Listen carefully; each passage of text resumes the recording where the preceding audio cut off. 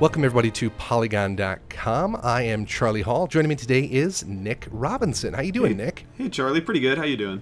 Not too shabby. Special guest today joining us to celebrate the launch of his new game, Galactic Civilizations 3, is the lead designer, Mr. Paul Boyer. How you doing, Mr. Boyer?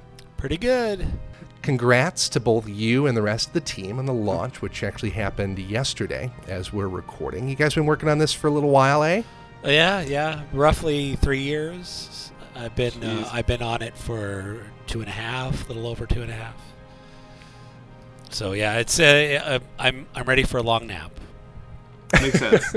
Unfortunately, the way games work in 2015, you don't really get that nap. You kind of have to keep working on it for like ad infinitum. It seems like. Well, actually, that's okay. I'm. What's sad is I do lose some of my team, like as they move on to different projects. But I'm GalCiv for like the next 5 years. So I was saying earlier that I'm happy. I think the game is good. I think people agree that the game is good. Now I get to try and make it better, and that's going to be really fun. We can be a little more risky and try a little more adventuresome things as we move forward. Well, the lifespan of a game like Galactic Civilizations is definitely something that I want to touch on, so I'm glad you brought it up. But for folks, like Nick, actually, who might not be terribly familiar with and spend a lot of time on a 4X style strategy game, give us an introduction to Galactic Civilizations, Paul. Well, Galactic Civilizations actually has been around for 20 years. It was originally an OS2 game. And I've worked on it since Galactic Civilizations 2, which came out in 2006. I was the art director on that. And I kind of migrated over to design as we moved forward.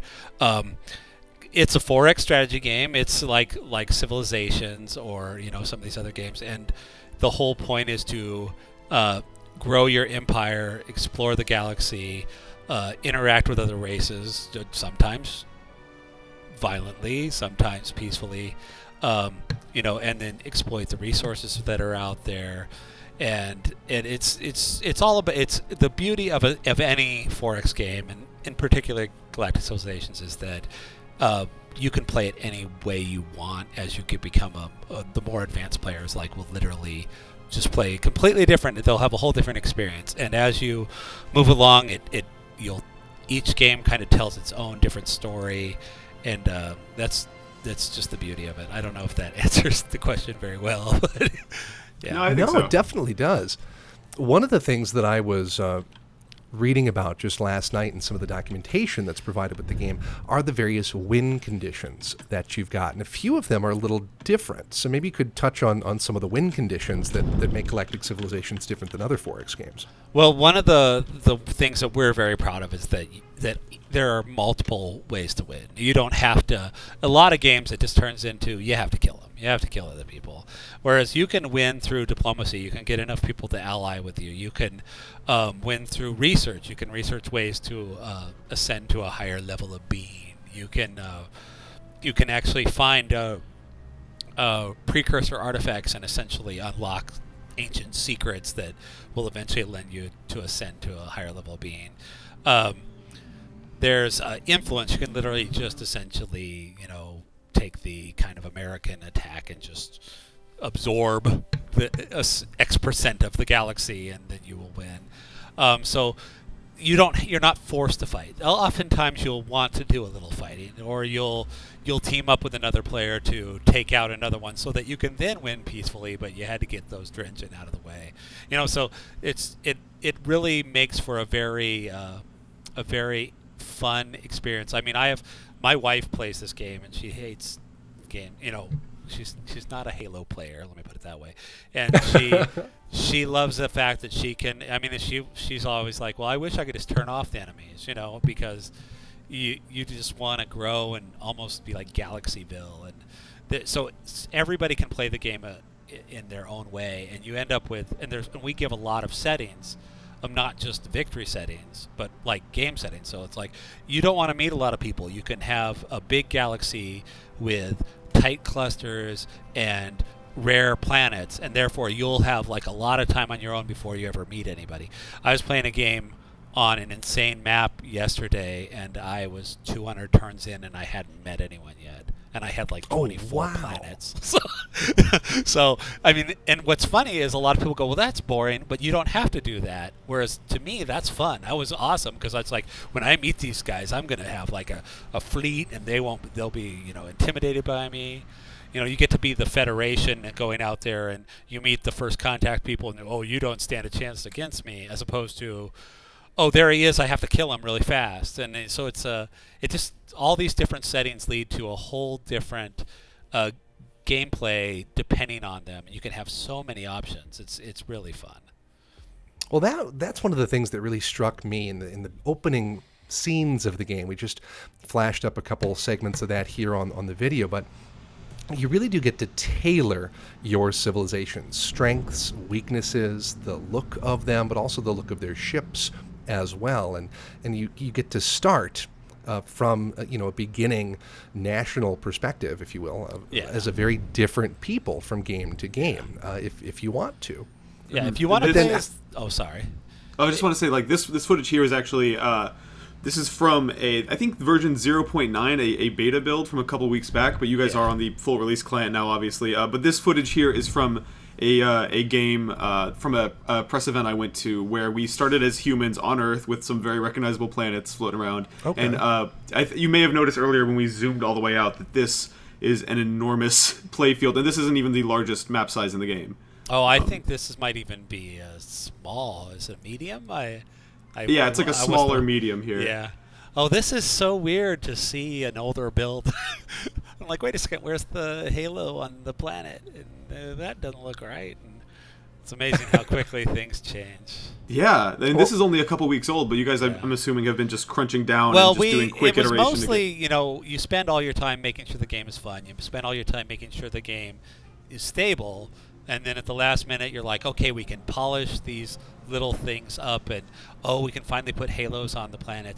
Like actually in this video, there's the Earth has this little weird black line around it, and we were able to fix that. And so it's, to me, all I of course see is the things that we've changed. Right. That's interesting, though. That I guess it makes sense that the first 95% of game development is focused on the game part, and then you can kind of clear up the superficial stuff on the way out the door. Well, we were lucky with GalCiv 2, and we've gotten some criticism because we really wanted to make sure the game felt like GalCiv 2. I would say, and I guess I said, we were lucky with GalCiv 3 that we had GalCiv 2 as kind of a blueprint for the basic game. And we used that to make sure that it was fun, and then we expanded on that. And now that we're happy with GalCiv 3, we can expand on that. And I think by the time we retire this game, it's going to be, something for the history books with a little luck. So, well, one of the things that really jumped out to me during my experience playing with the game just last night for the first time was some of these beautiful cinematic sequences that kind of interstitially come up when you enter a new system or when you make a new discovery or find a new artifact. And I imagine that some of that had to do with the 64-bit memory space that you guys based the game engine on. Well, not so much the cinematics, ironically, because those are things that we pre-render. What the 64-bit architecture really gives us is the scope. The only reason we can have an insane map with 1,500 stars and God knows how many planets, depending on your settings, is where you can play 200 turns and not meet anybody, is because of that 64-bit architecture, where we can. Because it's not that. Oh, you're storing more things. It's that each of those races you haven't met is doing something. They're making plans. They're sending ships around. They're colonizing planets. All of that is happening, and we support up to 100 players out there. When I was playing, I think I had 8 majors and like 15 minors out there, and even still, I never met them. So it's crazy what you need, what you can do once you have that elbow room. You can have the AI in different threads making plans, having wars that you've never even seen, and all you'll ever know about the Great Drengen Altarian War is that by the time you got there, the Drengen owned everything, and then you had to fight them. So it makes for a very lively, very alive sandbox each game, especially the bigger it gets. And does those the sort of architectural benefits that you guys are able to reap, does that affect things like, for example, turn time or how long you have to like wait for your enemies to make decisions? Oh yeah, yeah. I mean, all those things. Essentially, the more you can address at a time, because of your 64-bit, the more you can do per turn. It starts costing in memory and stuff. So we always have to kind of walk this tightrope, and I think we really future-proofed the game by doing this. So as we move forward, as everybody's got 64-bit, and everybody, and God knows by the time we're done, everybody will have 32 gigs of RAM standard, and they'll go, man, this game goes so fast. We'll be able to tap into that horsepower and use it by not limiting ourselves to the architecture of 5 years ago. So there's sort of an interesting ethical choice that to be made here with these sentient pod creatures that bond with sentient life, that increase their intelligence, but it make the people experience significant physical pain at all times. How do these choices, these sort of colonizing events, play into the overall game? Well, each of these ideological choices, primarily you see them in colonizing events. Sometimes you see them in other events, or in the campaign you'll see them just like in conversations. Will give you what we call ideological points, and those points then can be used to buy unique traits or unique ideological traits, and these traits are a little more beefy than, like, just say a tech bonus or something. They tend to be like, it's easy to point out there's some like just boom, free colony ship really early in the game, free frigate, free constructors. Those are kind of the most upfront things.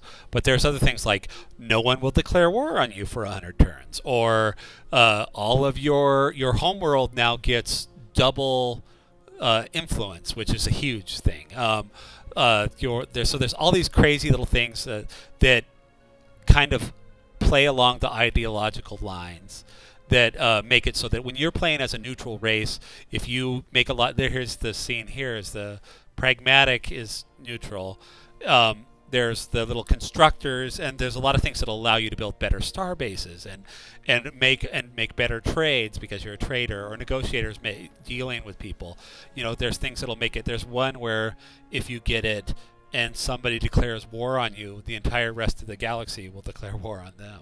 So, I mean, these are very valuable traits, but they take a lot of points to build up, and they get more expensive. And if you go to other branches, they get even more expensive. So as you move along, you get these, you have to kind of decide, who am I playing? That's why our slogan is like, how will you rule the galaxy, or your galaxy, is because each game you can make these choices that really affect the way the whole game plays out. What was really exciting to see about these types of ideological traits that you guys built into the systems here is that it really does tend to encourage a kind of role-playing among players, which isn't always something that you see in a strategy game. Yeah. Well, we take a lot of pride in it. We've actually went out of our way to try and encourage that. We do it in the dialogue. We do it in when other races talk to you, they'll be like, "Oh, you're the Terrans, or you fleshlings," or whatever. So you actually start taking things personal, and you start playing along with the character with the leader you chose.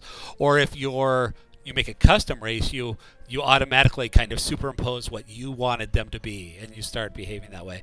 And then the beauty is, though, as these races grow and as each little thing happens, you're like, oh, but then the great dark times happened when I found and you'll just literally start writing like an epic space opera with each game, especially if they're bigger. If they're smaller, sometimes it's more of your traditional strategy game. It's why we have smaller maps. Is I just want to learn how to beat these guys in the least, quickest way. Whereas the bigger maps are really for that, when you wanna live the adventure, so to speak. So one of the things that really was exciting for me to see in this, Paul, was the ship builder that you guys have put into this game. This is just a remarkable creation tool that lets people unleash themselves on the look of their spaceships and their star bases. Tell me more about this thing. Oh, well, the shipbuilder is kind of my baby, so I'm glad you like it. One of the things we did in GalCiv 2 was we very early on were like, well, we want people to be able to put missiles on their ships. right, or whatever. So we started doing that, and then the developer who was working on it said, hey, look, I put a hull on a hull, and it looks kind of cool, and I put 3 hulls on this hull, and it looks kind of cool. And we're like, hey, why don't we let people do that? And then there was a big debate over, well, we can't let them do that because they'll make ugly things. And then we're like, no. So it kind of grew, and in GalCiv 2, it grew very organically, but it turned out great, and we got amazing stuff for it. So one of the first things, because that was my baby in GalCiv 2, when I came on, it was like a lot of effort went into making sure the ship designer was amazing. And I mean, we tend to call it mini Maya here because you can do almost anything. There's a really big balancing act between the power and ease of use, and I think we hit a good balancing point where anybody can go in and quickly, because we have symmetry and things like it. You just throw any piece on a symmetrical thing, it looks like it did it on purpose. You're like, oh, look at my awesome ship. So and then for the hardcore people, they can turn those things off. They can do animations. They can do oscillations.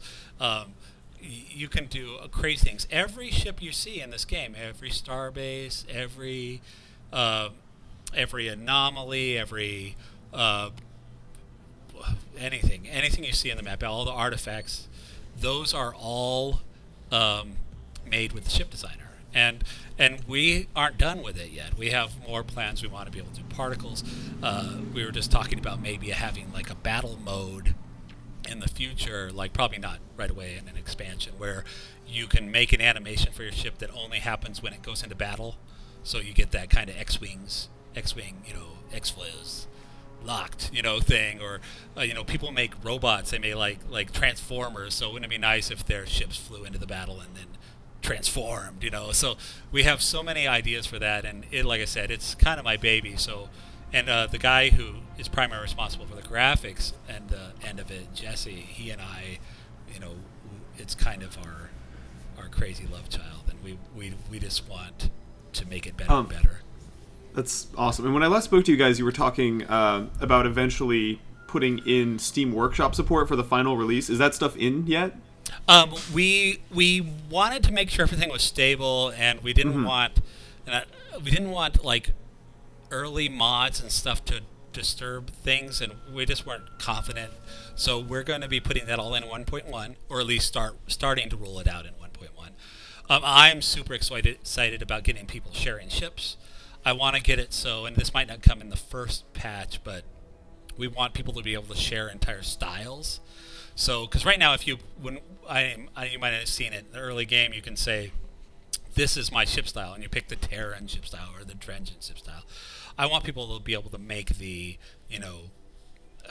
non-copyrighted race style, and share it as a whole set, as 35 ships or whatever. And I mean, there are people on the forums that, I mean, it's worth it to go over to the Steam forums, look at the screenshots.